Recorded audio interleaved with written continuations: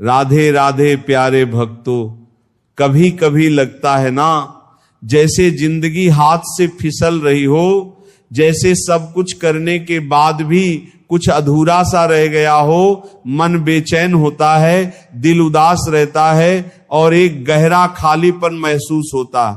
ऐसे में कहीं दूर से एक आवाज आती है, मैं हूं ना, तू अकेला नहीं है।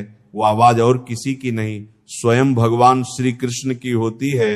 हम सबके जीवन में एक ऐसा मोड़ जरूर आता है जब हमें समझ नहीं आता कि क्या सही है क्या गलत, कौन अपना है कौन पराया, किस राह पर चले, क्या फैसला ले। ऐसे ही एक क्षण में अर्जुन भी खड़ा था युद्ध भूमि में, लेकिन मन की लड़ाई उससे बड़ी थी।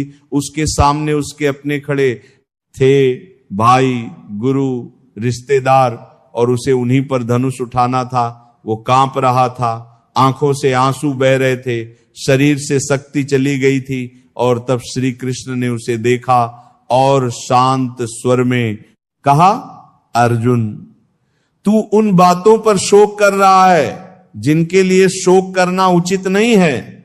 वो वाक्य केवल अर्जुन के लिए नहीं था, वो हमारे लिए था, आपके लिए, मेरे लिए, हर उस इंसान के लिए जो जिंदगी में किसी मोड़ पर टूट जाता है। यहीं से गीता की पहली अमर प्रेरणा शुरू होती है, जो नश्वर है उसके लिए दुखी मत हो, जो अमर है वही तू है। श्री कृष्ण कहते हैं, तू शरीर नहीं है, तू आत्मा है, और आत्मा कभी नष्ट नहीं होती। आज जो कुछ भी आपने खोया है, पैसा, नाम, संबंध, सम्मान, वो सब शरीर से जुड़ी चीजें हैं, लेकिन जो आपका सत्य है वो कभी नहीं मरता। एक बार एक युवक मेरे पास आया, बहुत दुखी था।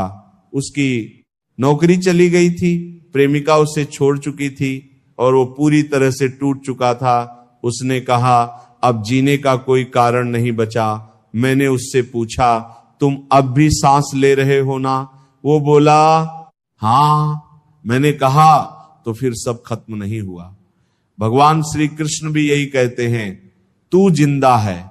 इसका मतलब यह है कि तू अब भी यात्रा पर है, तू अब भी कर्म कर सकता है। जिसे आपने खोया है वो अगर वास्तव में आपका था तो वो कभी जाएगा नहीं, और जो गया है वो शायद आपके रास्ते से हटाया गया है ताकि आप आगे बढ़ सको। हम लोग अक्सर चीजों से जुड़ जाते हैं, एक रिश्ता, एक नौकरी, एक पहचान, और जब वो हमसे छीनती है तो लगता है सब कुछ खत्म हो गया। लेकिन श्री कृष्ण कहते हैं, ये सब कुछ क्षणिक है। तू अपने सच्चे रूप को पहचान, जो आत्मा है, जो अनंत है। जीवन का हर दुख, हर पीड़ा इसी भूल से आती है कि हम खुद को इस शरीर और उसकी चीजों से जोड़ लेते हैं। फिर अर्जुन डरते हुए पूछता है, अगर मैं लड़ते हुए हार गया तो क्या? तब श्री कृष्ण मुस्कुराते हैं और कहते हैं, तेरा कर्म करने में अधिकार है, फल में नहीं। यह गीता की दूसरी अमर प्रेरणा है। कर्म कर, लेकिन फल की चिंता मत कर। आज हम जो भी करते हैं उसके पीछे कोई अपेक्षा होती है।